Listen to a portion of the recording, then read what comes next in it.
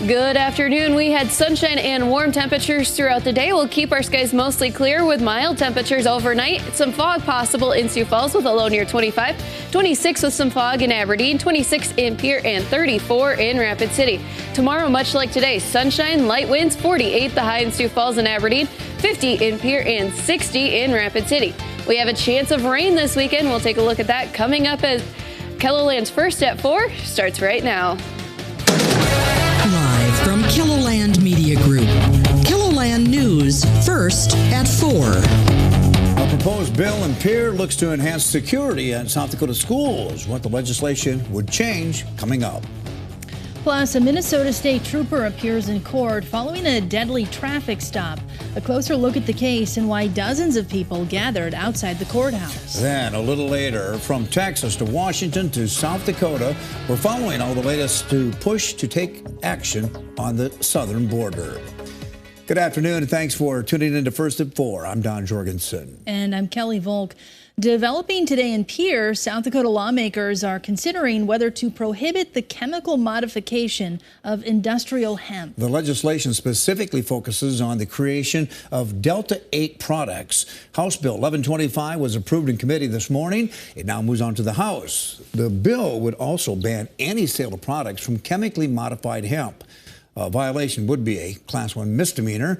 KELOLAND's Bob Mercer has a full breakdown of the bill. That's on the Capitol News Bureau page right now.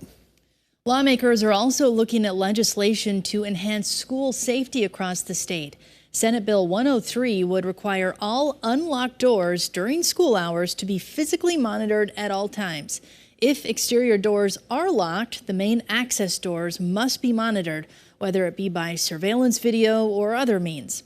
The bill also would include a school safety tip line that would be run by the Department of Public Safety. Tonight at 5, we'll look deeper into how the bill changed from its original form, what it would do, and why some people are against the bill. Well, today is Election Day in Brookings. Voters are deciding whether to authorize the sale of 10 acres of land for commercial development. The Marketplace property is located east of Interstate 29 and north of 6th Street. The polls will remain open until 7 o'clock tonight. There are 3 voting centers. The shift to warmer weather is taking a toll on water mains in Rapid City. In the past 24 hours, city crews responded to 3 waterline breaks. In a 6-day period, there were a total of 10 breaks. One water main break impacted about 100 residents in the Cameron Drive area. Every year, the city typically sees between 80 and 100 water line breaks. I know we had the same problem in Sioux Falls last week, too. We had a nice day today, though, for our weather. Sunshine again, Megan. That is right, Donna Kelly. And tomorrow is going to be much of the same with the sunshine, the warm temperatures. Right now in Sioux Falls, sunshine and our temperatures are well above normal.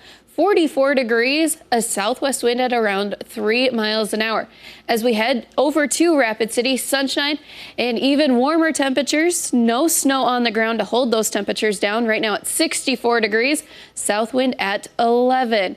Here is a look at our current temperatures. 39 in Yankton, 44 in Brookings, 45 in Watertown, 40 in Mobridge, 60 in Phillip, and 66 degrees in Buffalo. And those warmer temperatures in the 50s and 60s is where there is no snow on the ground.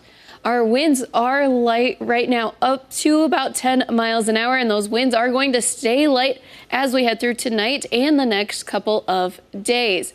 We do have a few clouds moving through the area, but nothing is coming out of these clouds right now in central and eastern KELOLAND. The next chance of rain starts later on this weekend. So for tonight, we'll keep our skies mostly clear. We'll have light winds. We could have some fog redevelop in eastern KELOLAND. 25 the low in Sioux Falls, 26 in Aberdeen, 26 in Pierre, and 34 in Rapid City. And tomorrow is going to be much like today. Light winds, plenty of sunshine, 48 in Sioux Falls and Aberdeen, 50 in Pierre, and 60 in Rapid City. We're keeping an eye on some of those temperatures tomorrow as they could be in record territory. Then on Thursday, sunshine, light winds, 47 Sioux Falls, 45 in Aberdeen, 47 in Pierre, and a little bit cooler in Rapid City with a high of only 52.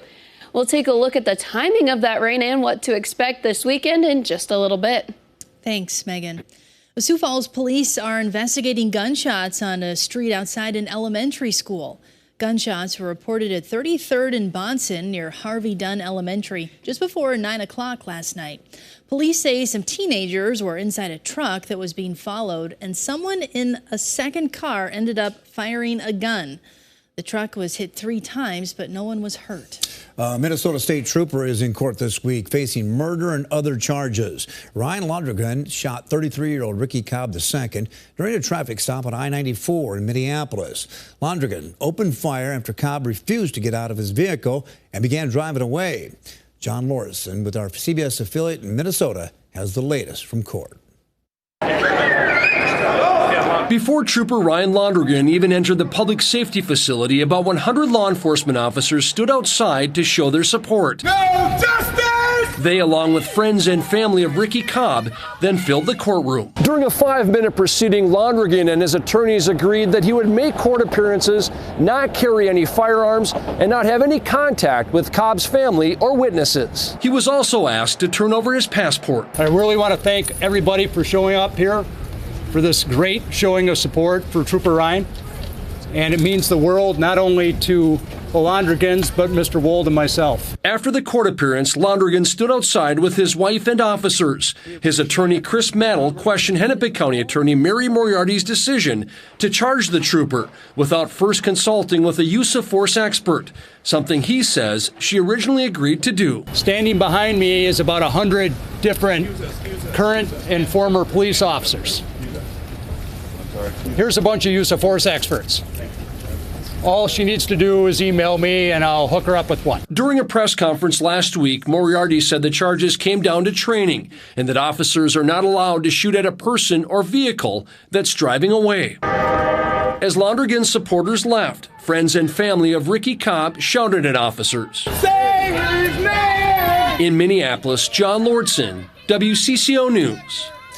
An attorney for Cobb's family released a statement in regard to the body camera video saying, quote, no one tried to de-escalate the situation, and, quote, saying that Londrigan isn't the only one responsible for Cobb's death.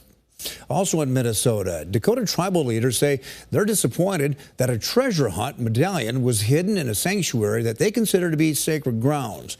A medallion was found in a place designated as a public park. However, there is an effort to recognize it as a sacred space. Organizers with the Pioneer Press treasure hunt say that the nature sanctuary will be off limits in the future.